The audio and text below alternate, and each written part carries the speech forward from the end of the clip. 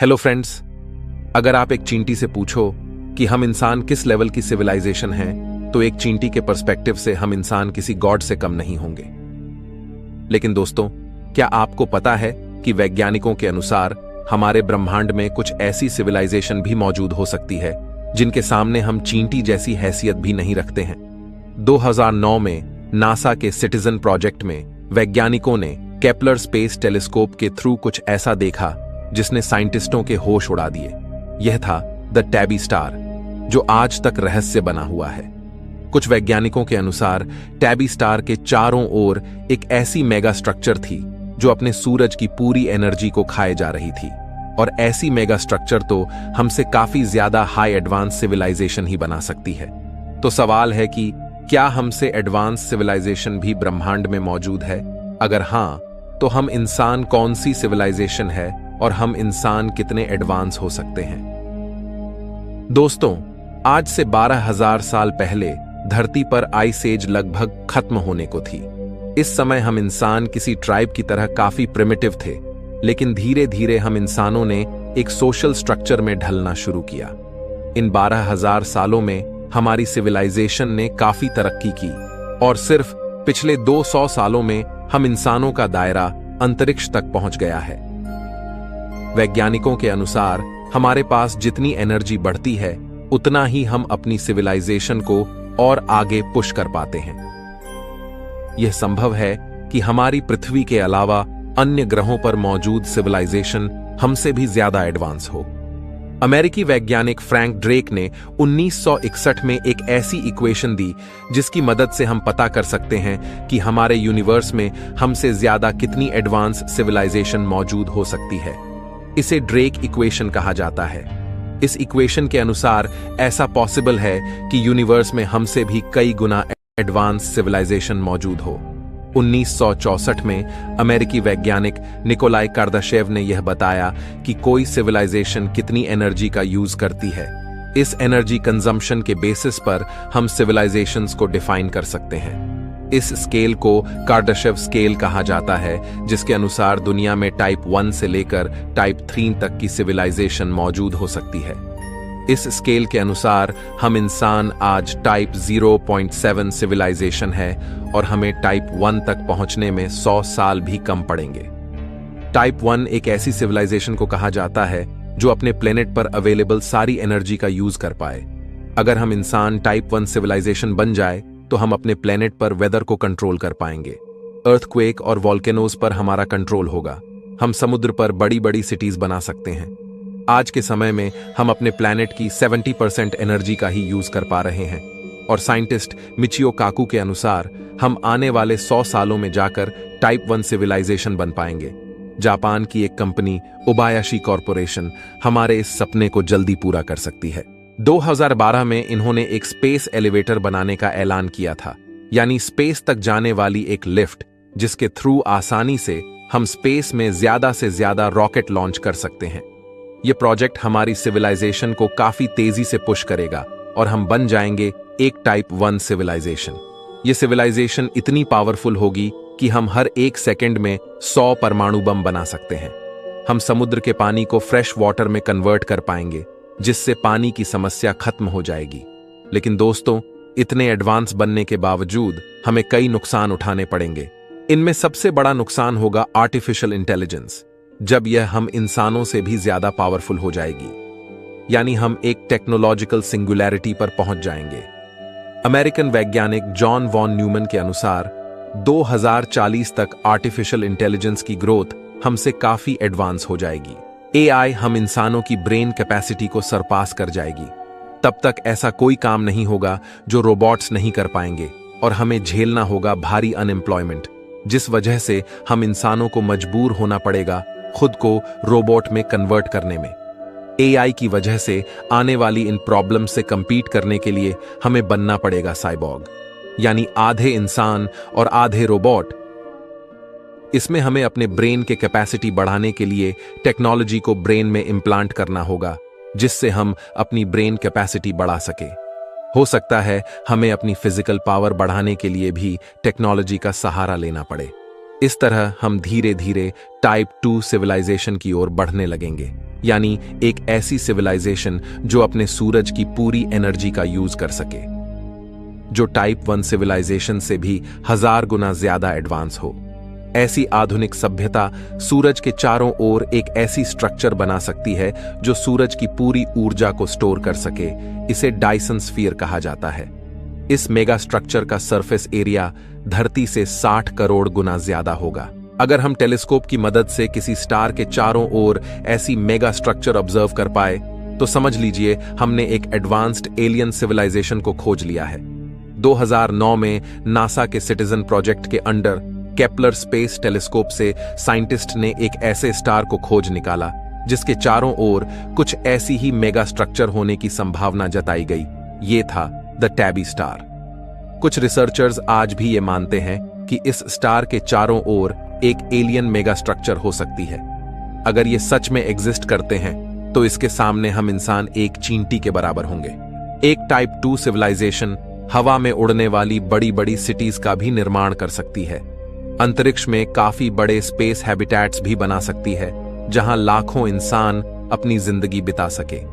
यह धरती से टकराने वाले किसी भी एस्टेरॉयड को पहले ही तबाह करने में सक्षम होगी। इस सिविलाइजेशन के लोग किसी भी प्लेनेट को टेराफॉर्म करके धरती की तरह हैबिटेबल बना सकते हैं। आसानी से इंटरप्लैनेटरी वेकेशंस एंजॉय कर सकते हैं।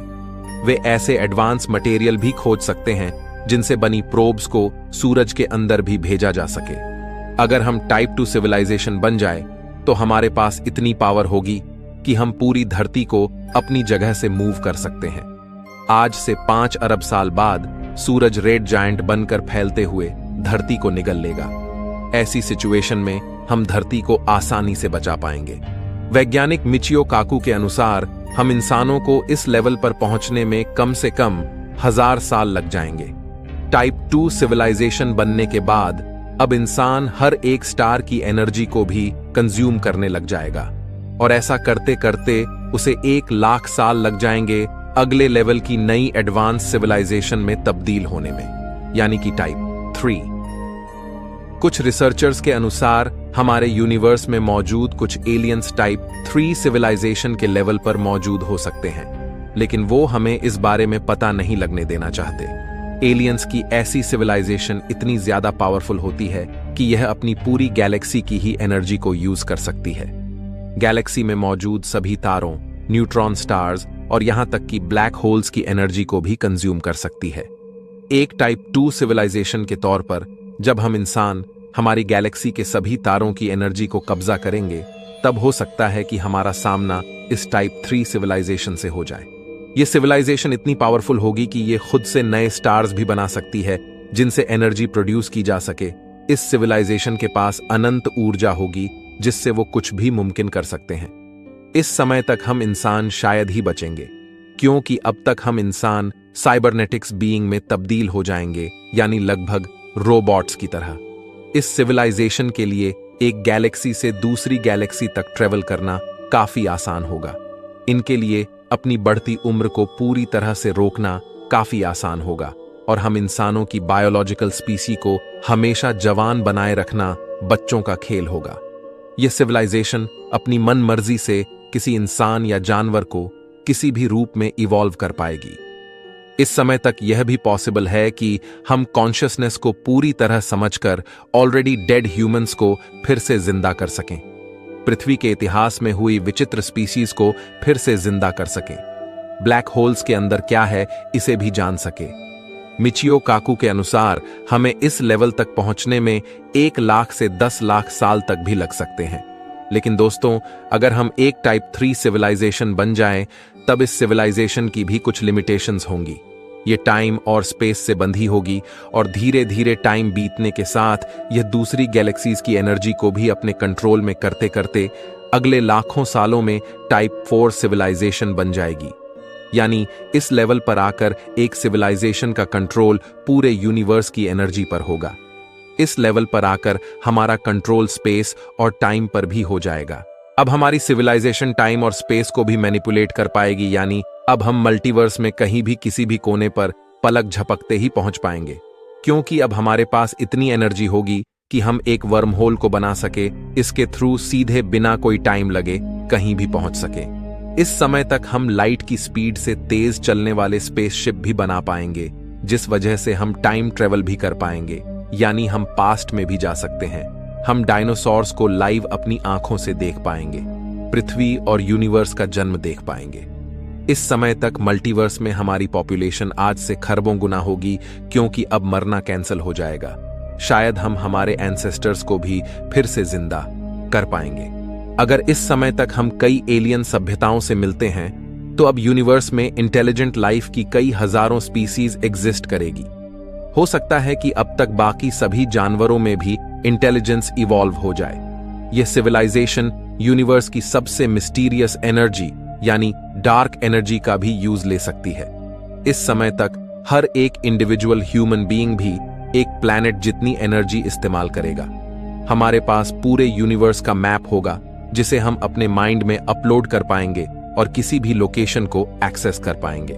दोस्तों, अब जाकर हम यह देख सकते हैं कि इस लेवल की एलियन सिविलाइजेशन अगर एग्जिस्ट करती है, तो वह इतनी पावरफुल है कि वो शायद हमें कंट्रोल कर रही हो और हमें पता भी ना हो।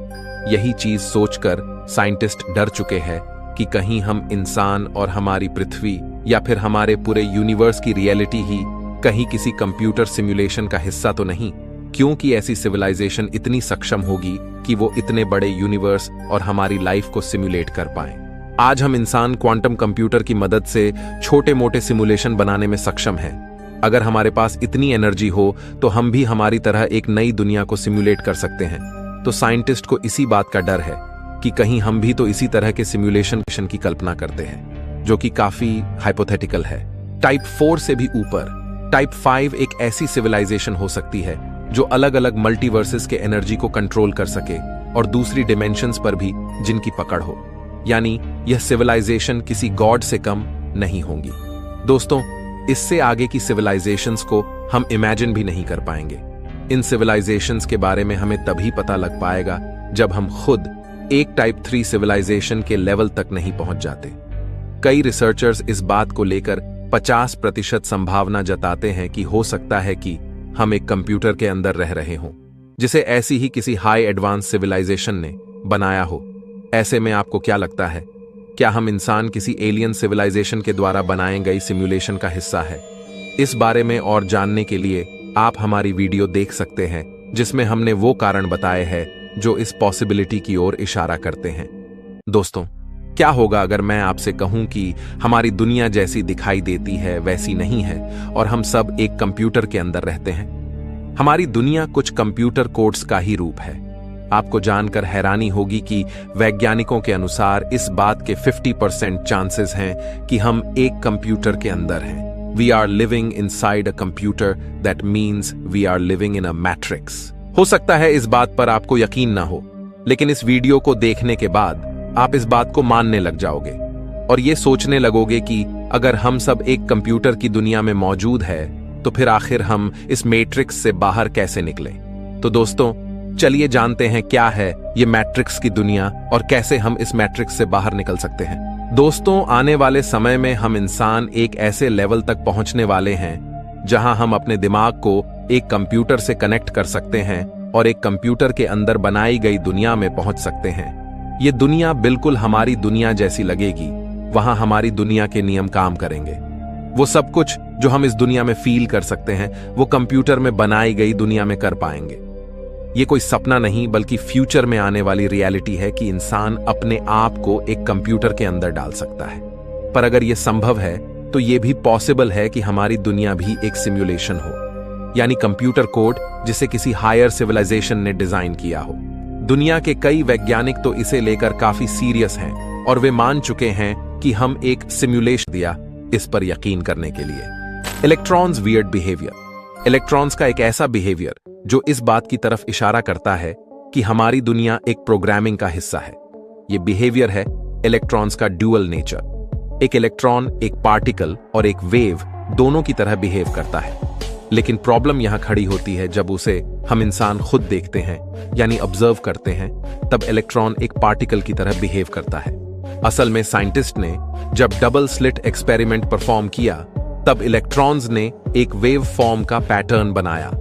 लेकिन उसी सेम एक्सपेरिमेंट को जब अंडर ऑब्जर्वेशन परफॉर्म किया तो इलेक्ट्रॉन की तरह बना। तो सवाल यह है कि क्या इलेक्ट्रॉन्स को पता चल रहा है कि हम इंसान उसे ऑब्जर्व कर रहे हैं? क्या इलेक्ट्रॉन एक चेतन वस्तु है जिसे पता चल जाता हो कि उसे ऑब्जर्व किया जा रहा हो और ऑब्जर्व करते वक्त खुद को एक पार्टिकल की तरह दिखाता है? ऐसे में वैज्ञानिकों ने यह इंटरप्रिटेशन निकाला कि इलेक्ट्रॉन के इस दोहरे चरित्र का एक कारण यह हो सकता है कि हम सब एक कंप्यूटर प्रोग्राम का हिस्सा है और उसे ऐसे ही प्रोग्राम किया गया है ताकि जब जब हम इलेक्ट्रॉन को ऑब्जर्व करें तब वह हमें पार्टिकल नेचर शो करे। क्वांटम पार्टिकल्स का यह दोगलापन बताता है कि हमारी दुनिया एक कंप्यूटर के अंदर है जहां यह बिहेवियर पहले से फिक्स है। क्वांटम एंटेंगलमेंट इलेक्ट्रॉन की ही तरह क्वांटम दुनिया का एक और रहस्य है जिसे क्वांटम एंटेंगलमेंट कहा जाता है। अगर आपके पास दो ऐसे डाइस है जिन्हें उछालने पर हमेशा दोनों का सम 7 आता है, चाहे वो दोनों डाइस एक दूसरे से कितने भी दूर हों। अगर एक डाया है तो दूसरे पर डेफिनेटली 4 आएगा। लेकिन आखिर दूसरे डाइस हमारी दुनिया में नहीं है, लेकिन क्वांटम वर्ल्ड में ऐसा ही होता है। जब किन्हीं दो एंटेंगल्ड पार्टिकल्स हमें यह सोचने पर मजबूर कर रहा है कि यह ब्रह्मांड तो किसी लिविंग बीइंग का जायंट ब्रेन है जो शायद हमारी तरह और भी बड़े यूनिवर्स में यानी अपनी दुनिया में मस्ती कर रहा है। लेकिन जिस तरह हमारे ब्रेन में होने वाली फास्ट प्रोसेसिंग स्पीड की वजह से हम अपने सारे काम कर पाते हैं, क्या उसी तरह वह जायंट इंसान कर पाएगा? अगर आपके ऊपर कोई अटैक करता है तो आप तुरंत अपना बचाव करते हो। इस तुरंत होने वाले एक्शन के पीछे आपके शरीर में काफी तेज प्रोसेसेस हो रही है जो कि सेकंड के 100वें हिस्से में हो चीजों को अंडरस्टैंड करना। यह सब तभी तेजी से हो सकता है जब हमारे अंदर की प्रोसेसेस कुछ मिली सेकेंड्स में ही हो।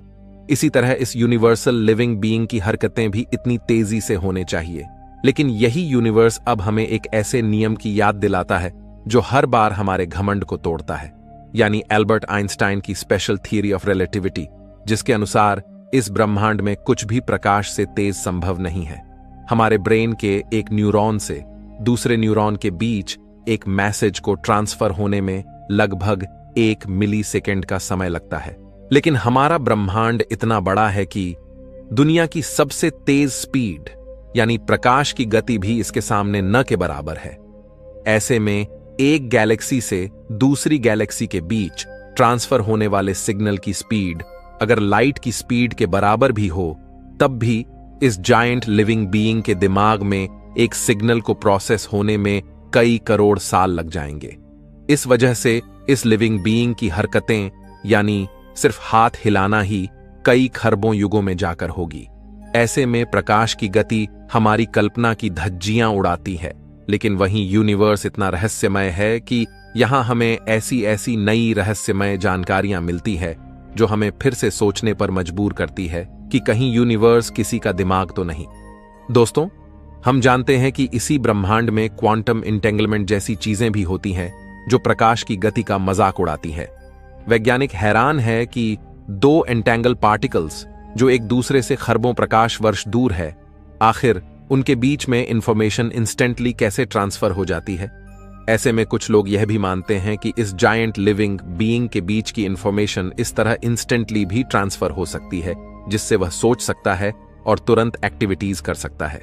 लेकिन दोस्तों, इन रियलिटी गैलेक्टिक फिलामेंट से जो मैटर दो गैलेक्सीज के बीच ट्रांसफर होता है उसकी स्पीड प्रकाश के मुकाबले ही काफी कम है। यहां पर कुछ रिसर्चर्स का मानना है कि हो सकता है कि यह मैटर वो इंफॉर्मेशन नहीं है बल्कि इंफॉर्मेशन किसी दूसरी फॉर्म में ट्रांसफर होती हो। एल्बर्ट आइंस्टाइन के स्पेशल थ्योरी ऑफ रिलेटिविटी के अनुसार हम यह भी जानते हैं समय भी रिलेटिव होता है, यानी इस लिविंग बीइंग के जिस समय को हम करोड़ों युग का महसूस करते हैं, संभव है कि उसकी फ्रेम ऑफ रेफरेंस में वह समय उसके लिए 1 सेकंड जितना ही हो। पर समय का रिलेटिव होना भी स्पीड और ग्रेविटी पर डिपेंड करता है। एल्बर्ट आइंस्टाइन के अनुसार कोई भी ऑब्जेक्ट स्पेस के अंदर प्रकाश से तेज गति नहीं कर सकता, लेकिन यह नियम स्पेस पर अप्लाई नहीं होता। स्पेस किसी भी स्पीड से मूव कर सकता है। अगर यूनिवर्स एक लिविंग बीइंग है तो वह इस स्पेस टाइम से परे होगा। ऐसे में उसकी मूवमेंट पर यह नियम लागू नहीं होगा। हो सकता है कि जिस यूनिवर्स का भाग वह लिविंग बीइंग है उस यूनिवर्स के नियम अलग हो। वहां लाइट की स्पीड की वैल्यू कुछ अलग हो। दोस्तों, मान लीजिए कि यह बात सच है कि यूनिवर्स किसी लिविंग बीइंग का दिमाग है। ऐसे में एक बहुत बड़ा सवाल खड़ा होता है कि आखिर कॉन्शियसनेस क्या है? अगर वह लिविंग बीइंग कॉन्शियस है, तब उसकी कॉन्शियसनेस कैसे पैदा होती है? वैज्ञानिकों के अनुसार हमारे अंदर कॉन्शियसनेस हमारे दिमाग के न्यूरॉन्स के बीच होने वाले इंटरेक्शन की वजह से पैदा होती है। तो क्या उसी तरह इस लिविंग बीइंग के अंदर मौजूद कॉन्शियसनेस भी उसके ब्रेन की इमर्जेंट प्रॉपर्टी है? वैज्ञानिकों के अनुसार कॉन्शियसनेस हमारे यूनिवर्स की फंडामेंटल प्रॉपर्टी भी हो सकती है। ऐसे में क्या यूनिवर्स की कॉन्शियसनेस ही हमारी कॉन्शियसनेस को पैदा कर रही है? लेकिन दोस्तों, ऐसा तो तब होगा जब यह यूनिवर्स रियल हो, क्योंकि एक पॉसिबिलिटी यह भी है कि जिस यूनिवर्स को हम देख रहे हैं, हो सकता है वह हमारे दिमाग का ही प्रोजेक्शन हो, क्योंकि हमारे सारे एक्सपीरियंसेस दिमाग की वजह से ही है। अगर दिमाग नहीं है तो हमारी एग्जिस्टेंस भी नहीं। ऐसे यूनिवर्स का होना ना होना भी हमारे लिए मैटर नहीं करेगा। तो क्या यूनिवर्स हमारे दिमाग का प्रोजेक्शन भी हो सकता है? क्योंकि जब वैज्ञानिकों ने देखा कि एक गैलेक्सी एक न्यूरॉन को रिप्रेजेंट कर रही है, ऐसे में कहीं हमारा दिमाग हमें अपने न्यूरॉन को ही गैलेक्सी की तरह तो नहीं दिखा रहा।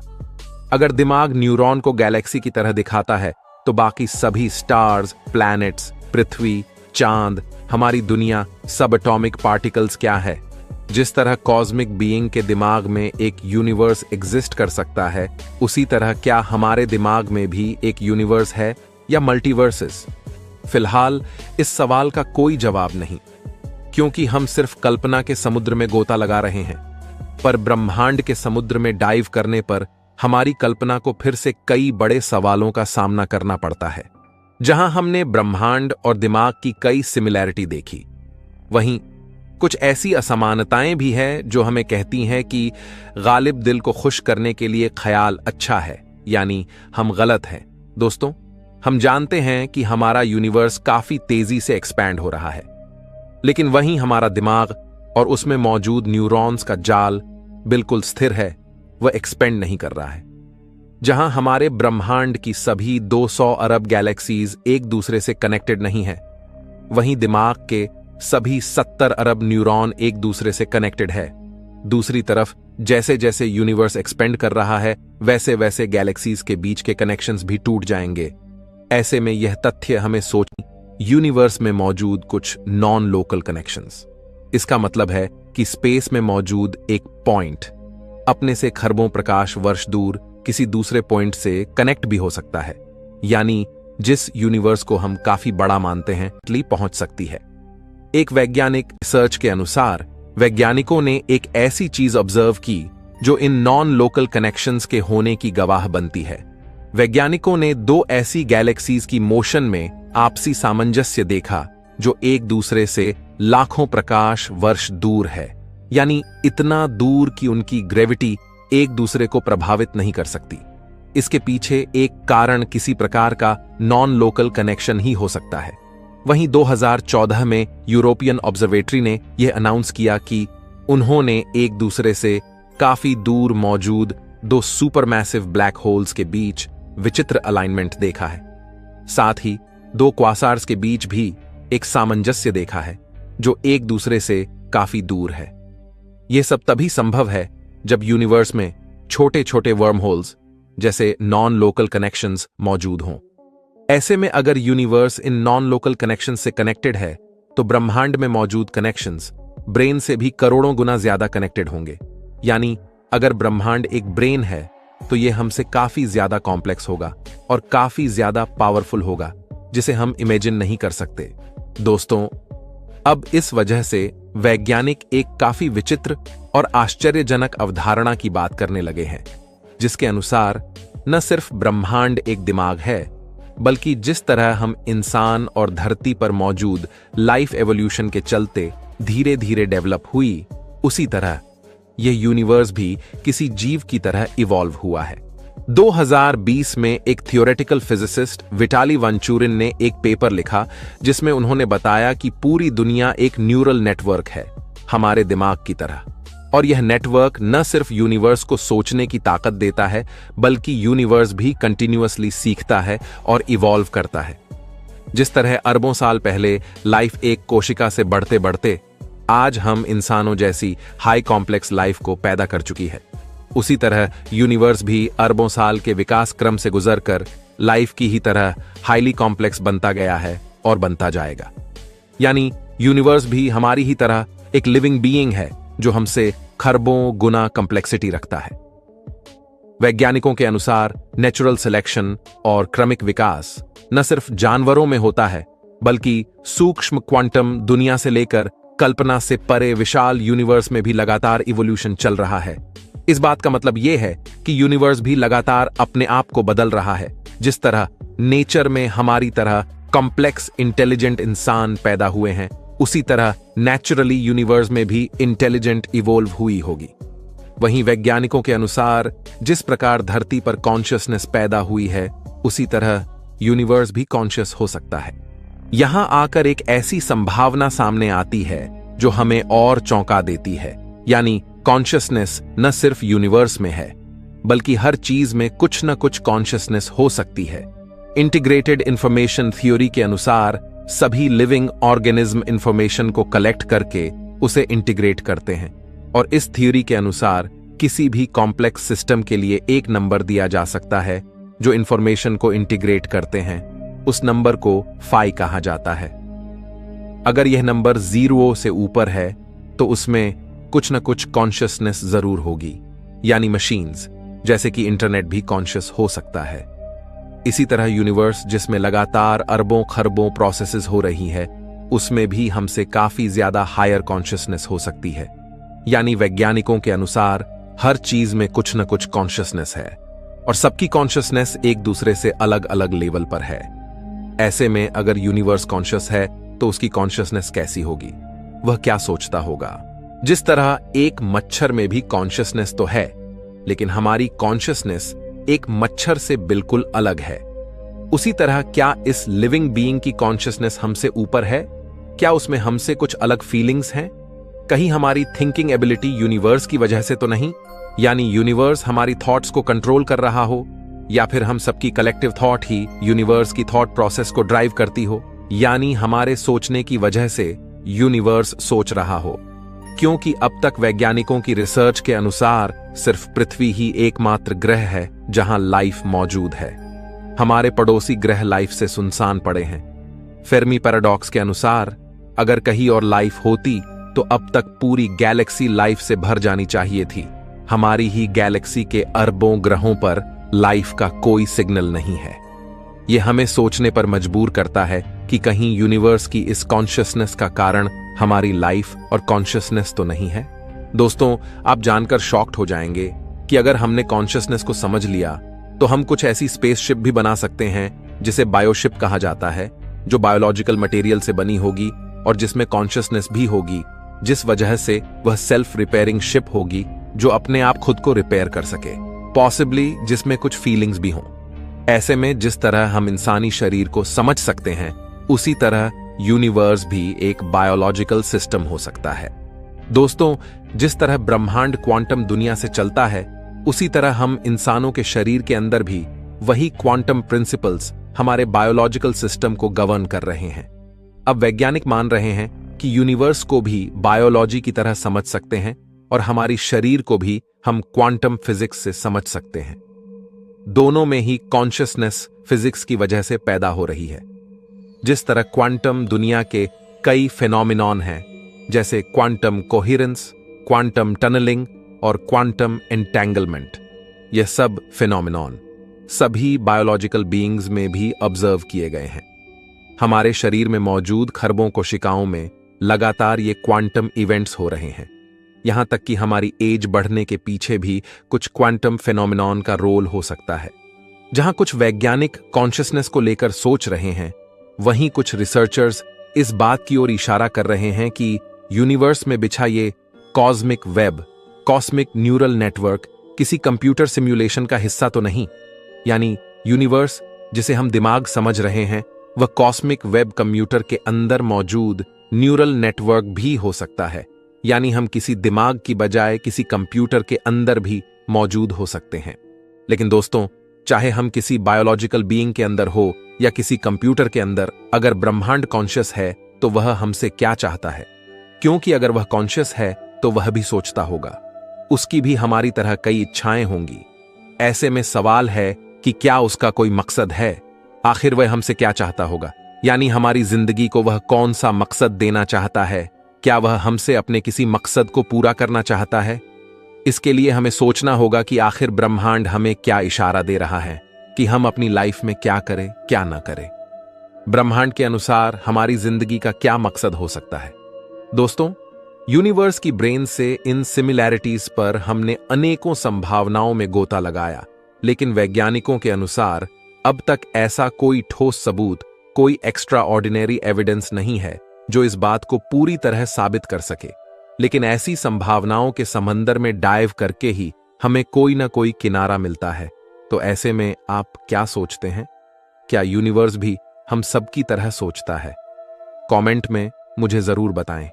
मैं मिलता हूं आपसे किसी अगले वीडियो में। तब तक के लिए ब्रह्मांड में घूमते रहिए। तो फ्रेंड्स, हमारी जानकारी कैसी लगी? अगर हमारी जानकारी आपके लिए अच्छी लगी हो तो कमेंट्स बॉक्स में हमें लिखकर बताएं, और ऐसी लेटेस्ट न्यूज़ के साथ मिलते रहेंगे हम आपसे। तब तक के लिए जय हिंद, जय भारत।